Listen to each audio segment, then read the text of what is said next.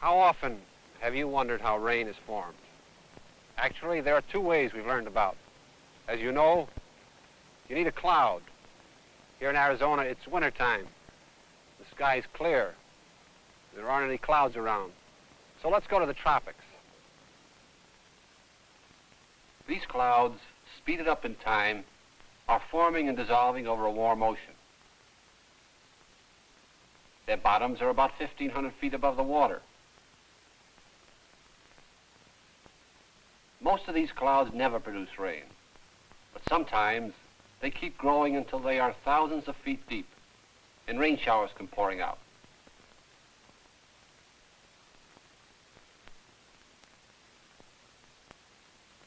How does this come about?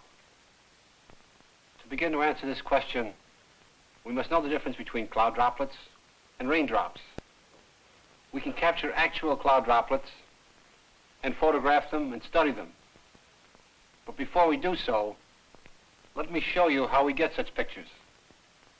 This is a glass slide coated with a thin layer of oil. The steam coming out of this flask produces a cloud of water droplets. If I swish the slide through the cloud and then look at it under the microscope, I can see small droplets immersed in the oil. The oil keeps the droplets from evaporating, so we can photograph them. Droplets collected in this way appear to be quite close together because we move the slide through the cloud. In a real cloud, they are much further apart. Here is a photograph of droplets sampled from a natural cloud. In reality, the smallest droplets are about as big as the point of a needle. They are about 10 microns, or 1/100th of a millimeter in diameter, while the larger droplets are about 40 microns across.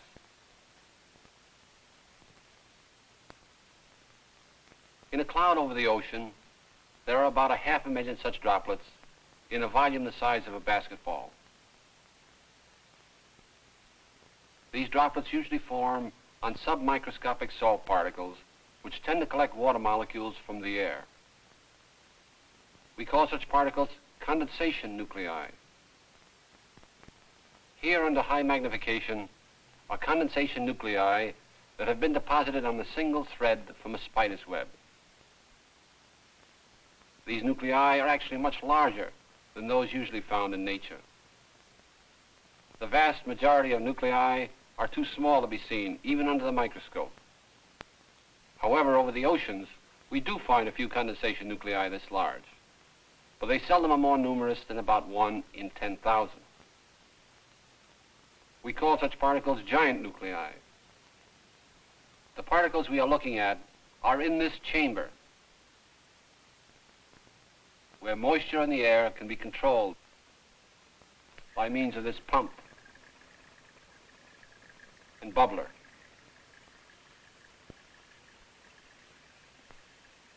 When the wet air is let in, you see droplets growing because water molecules condense on each particle.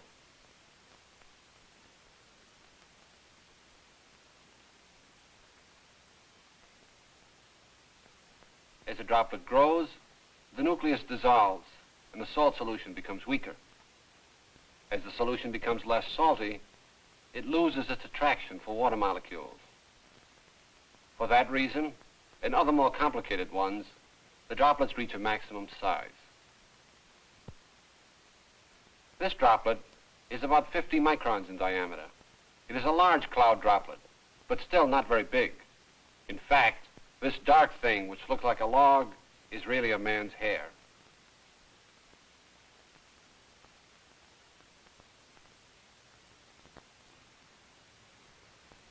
So most cloud droplets are certainly much smaller than raindrops, which you can see with your naked eye. Here's a gadget we can use to measure raindrops. It's a frame covered with a nylon stocking. The mesh has been covered with powdered sugar. We can watch a water drop falling through the mesh in slow motion.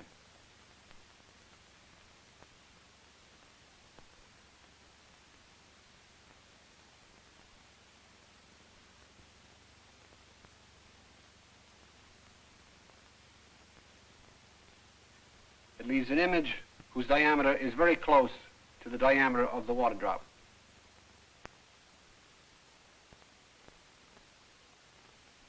Here's a mesh which was exposed to rain.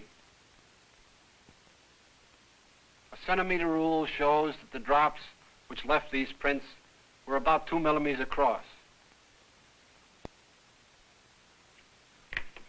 As a matter of fact, raindrops are about 100 times larger than cloud droplets. This is a tremendous difference. For example, if this balloon, which is about 1 meter in diameter, represented a scaled-up raindrop, a cloud droplet would be the size of this marble, which is 1/100th of a meter or 1 centimeter in diameter. Incidentally, a condensation nucleus on this scale would be the size of this BB. So as these scaled-up models indicate, there's a lot more water in a raindrop than there is in a cloud droplet. 1 million times more. To find out how cloud droplets turn into raindrops, let's visit the National Center for Atmospheric Research, where Pat Squires has an experiment to show us. How large can cloud drops grow by condensation? That depends on how many there are to share the water which is present. Look again, and you will also see that it depends on the size of the nucleus on which the droplet forms.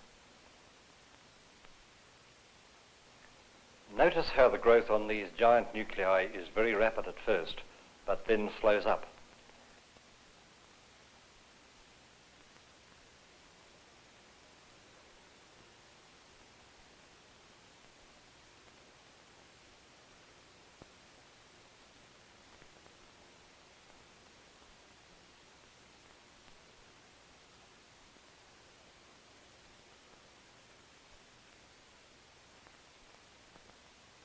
In real time, their growth took place in a few minutes. 20 minutes later, they are bigger, but not by much. They are still many times smaller than the average raindrop. To see how the vast majority of very much smaller droplets grow, we set up a different type of experiment. Here is an apparatus in which it is possible to reproduce the formation of a cloud in much the same way as it happens in nature. The bottom of this flat box is made of glass, and this is covered with a thin layer of water.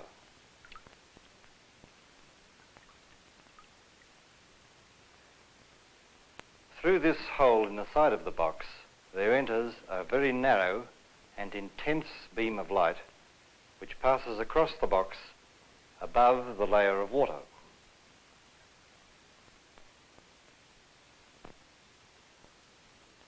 This is the top of the box.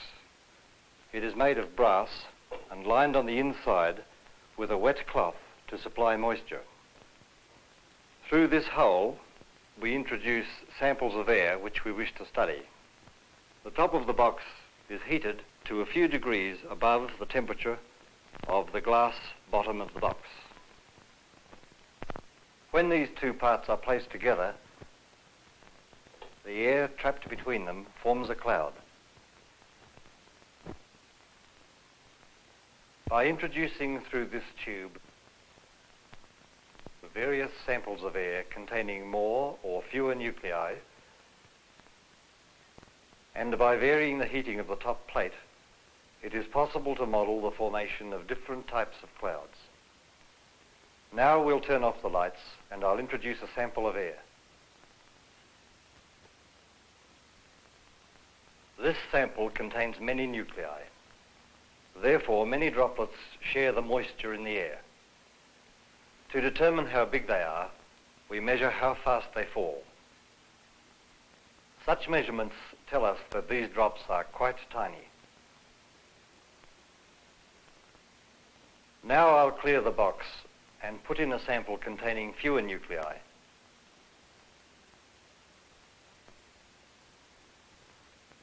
Fewer droplets form, and again from careful measurements we have determined that on the average these droplets are larger than those in the previous sample.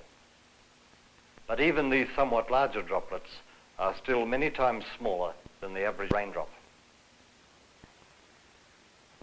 We know that clouds like these over the ocean contain fewer but larger droplets.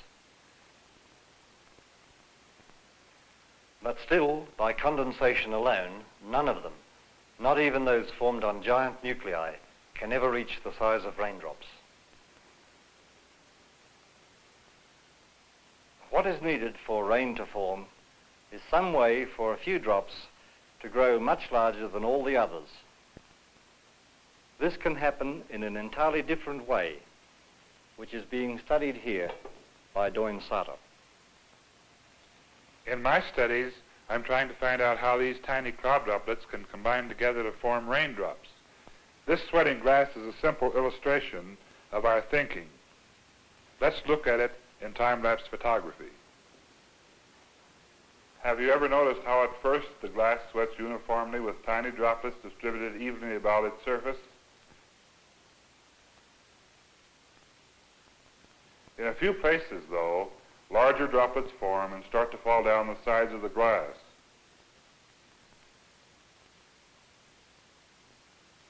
As they trickle down, they grow still larger by merging or coalescing with numerous smaller droplets in their paths. The question is whether this sort of thing can happen in an actual cloud. The important thing to remember is that these cloud droplets are extremely tiny, smaller even than these particles of chalk dust. These dust particles hardly seem to fall at all. It's the same with cloud droplets. They're so tiny that it would take them roughly 10 seconds to fall across this light beam. In a cloud where the air is usually rising, they may actually be carried upwards. But not all droplets will be carried upwards at the same speed, because not all droplets are the same size. So in a cloud, this relative motion of droplets may allow them to collide and coalesce, growing large enough to fall out of the cloud. The problem, as Pat Squires indicated, is that the vast majority of droplets are quite small, too small, in fact, to start this collision coalescence process. So the critical problem is what happens when two droplets come close together. We can illustrate this on a much larger scale using this tank of oil and large water drops.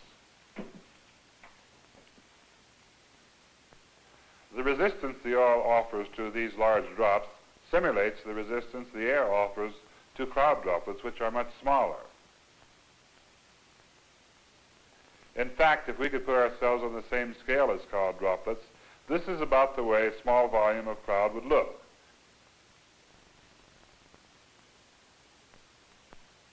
The speeds with which these drops fall are very close to the speeds with which cloud drops fall in air.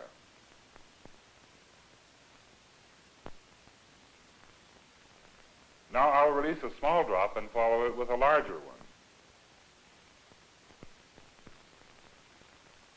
Here it is again.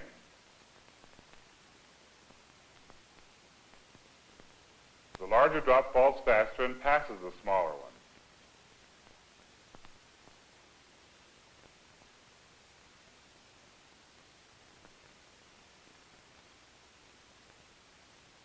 Note that the large drop doesn't touch the small one, but pushes it out of the way.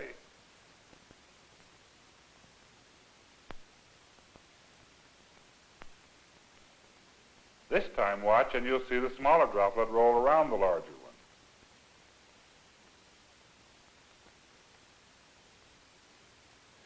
We believe that cloud drops of the proper size can coalesce in air, but we cannot make these larger water drops coalesce in oil without introducing another force, electrical in nature. The atmosphere, and clouds in particular, carry electric charges, as you well know from seeing lightning.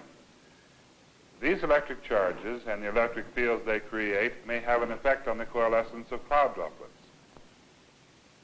Let's see what this effect might be. I will place an electric charge on these plates so that there is a vertical electric field between them, similar to that exists in clouds. Now, when I form two drops, they collide in an electric field. And you see these drops coalesce.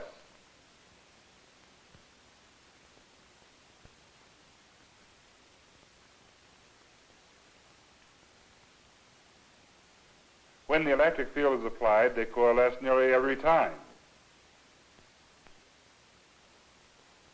The question is, do things happen like this in the atmosphere?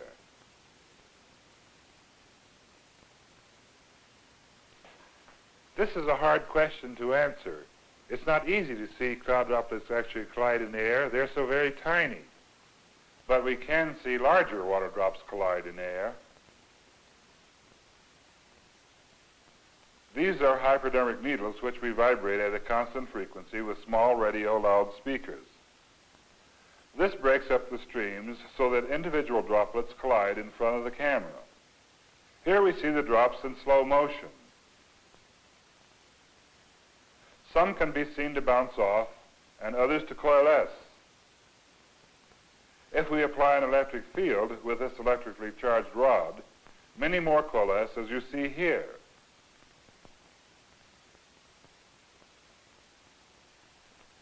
Now the field is off, and again they tend to bounce off one another more often.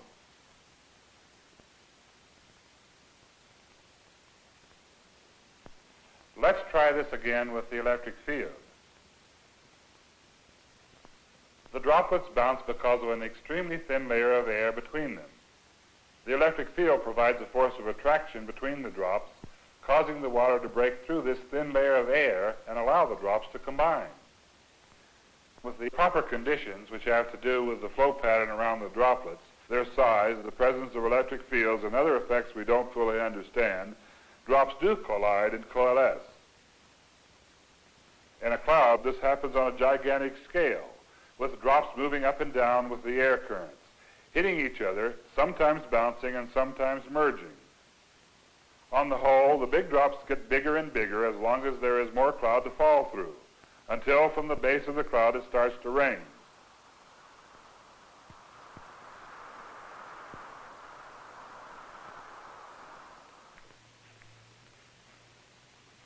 So far, we've been talking about how rain gets started in warm clouds over the tropics. The same thing can happen in clouds over the land if there are enough large cloud droplets to start the coalescence process. From sampling clouds like these, though, we know that large droplets are not always present in great quantity.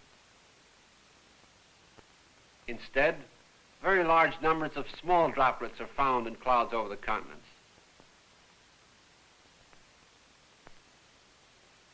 These droplets form on nuclei which come from forest fire smoke, and also smoke from industrial chimneys and the millions of other exhaust pipes that surround us. We know from air samples that very few giant nuclei are contributed by these sources. Most continental nuclei are too small to give rise to those large droplets which initiate the coalescence process. Therefore, we must find another method. Let's begin by looking at this large thunderhead or storm cloud.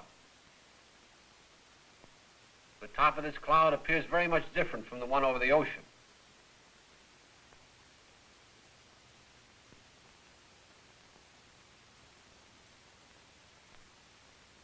Also, the cloud is very large and extends to great altitudes. Even though the ground below the cloud might be very hot, the temperature in most of this cloud is below 0 centigrade.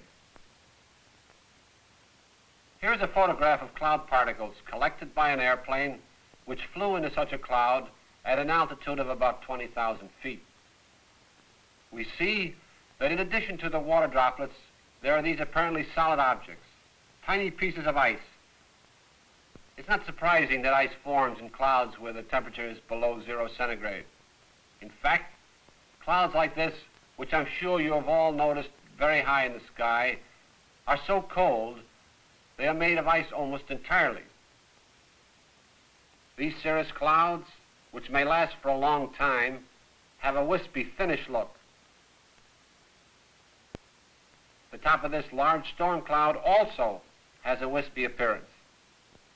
it is important to recognize that in the early stages of the cloud, there are comparatively few ice particles, even though temperatures might be as low as -15 to -20 degrees centigrade. Apparently something in addition to low temperatures is usually required to freeze cloud droplets.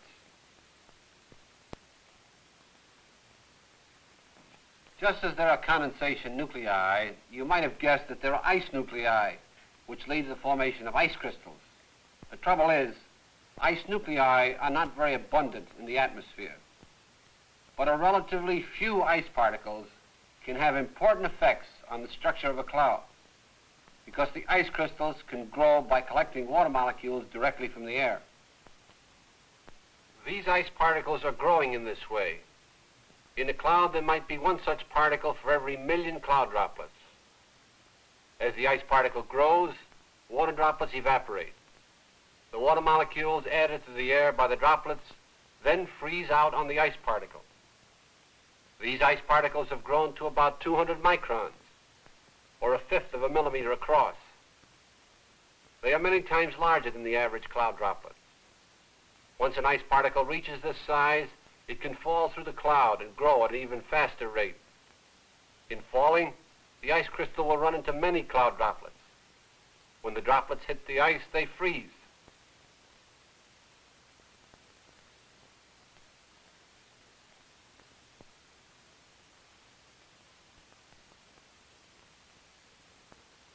Several ice crystals, too, can merge together to make a larger particle. Such interlocking crystals are what we commonly call snowflakes. Though ice and snow may be forming in this cloud, it can only reach the ground that way when the air stays cold below the cloud. Most of the time, in clouds during the summer, the snow melts before it falls out of the cloud. In fact, sometimes the flakes melt far up in the cloud, in which case the drops formed can continue growing by the coalescence process. In either case, large clouds like these usually bring heavy rain.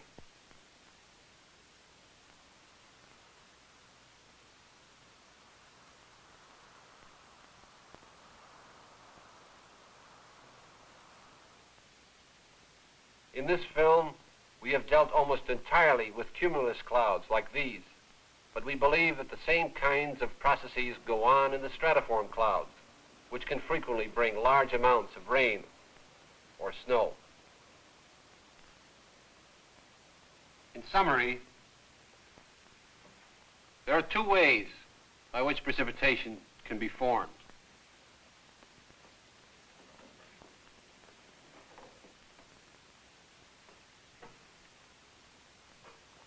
First of all, the cloud itself develops by the condensation of water vapor on the countless numbers of tiny condensation nuclei which almost always are present in the atmosphere.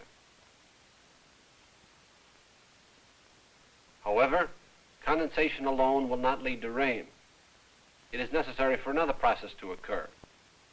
In one, large cloud droplets are required to start the coalescence of cloud droplets into raindrops.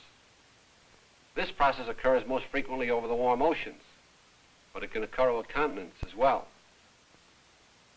The second precipitation mechanism occurs when clouds become very cold. Ice nuclei cause the formation of ice crystals, which grow quite large at the expense of the water droplets.